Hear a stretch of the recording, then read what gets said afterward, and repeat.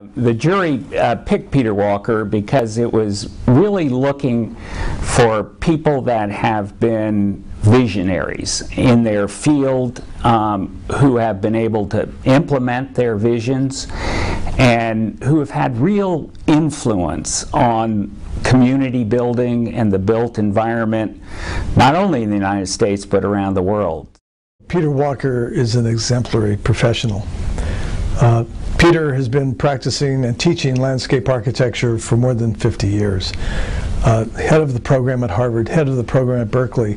He's probably influenced more landscape architects and the profession greater than any other living person. There was a great deal of discussion during the jury deliberations about how the individual awardee fit into the context of the prize at large. I think that we were very concerned that whoever won be a visionary, as that is one of the key tenets of the prize, and that whoever was chosen really represent a leader in the community, the community of their profession, and a leader in a way that was visionary. Peter's work stood out for a number of reasons. One, a landscape architect had not received the Nichols Prize, and the importance of landscape design, what happens between buildings, is critically important to the overall environment.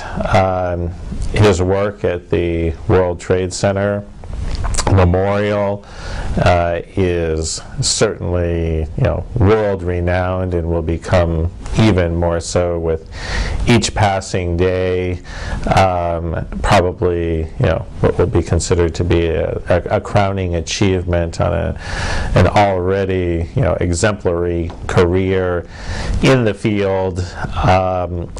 And the respect to the environment and the importance that holds in all facets of today's world. It's nice to be able to recognize one who has always had that be first and foremost a concern in their work. To me, the thing that Peter did was raise the bar with regard to landscape architecture generally. Not that it always hasn't been a great profession, but he really, as I said, raised the bar, elevated the importance of good landscape architecture to large-scale development as well as small-scale development. I mean, Peter, it didn't make any difference how small, whether it was a garden or he took the same time and attention to all aspects of landscape architecture, and in that capacity, I think, affected a lot of development. I think really one of the interesting things about both Peter's work and Peter's place in the history of the prize, I think it's very important that the Nichols Prize has not recognized a landscape architect, yet landscape is a critical part of what makes community. The places people play, the places people relax, the places people socialize, the places people walk through with their girlfriend hand in hand are a critical part of building community, which is what this prize is all about. So I think that if you look at Peter's work as the intersection of the public and private realm, and it's not for private landscapes for houses that he won the award. It is for creating places that provide for contemplation, thought, that are public, where you can be private. That is a singular accomplishment. That his spaces and places accumulate great numbers of people and yet permit you to have your own experience in those spaces. Peter Walker has really influenced others in how they look at landscape architecture and public places, and has taken a really minimalist but fulsome view of what ought to be put in place. He's always had an eye for how does the environment interact with people, how does it encourage community, how does it relate to the buildings around it, how does it integrate and bring together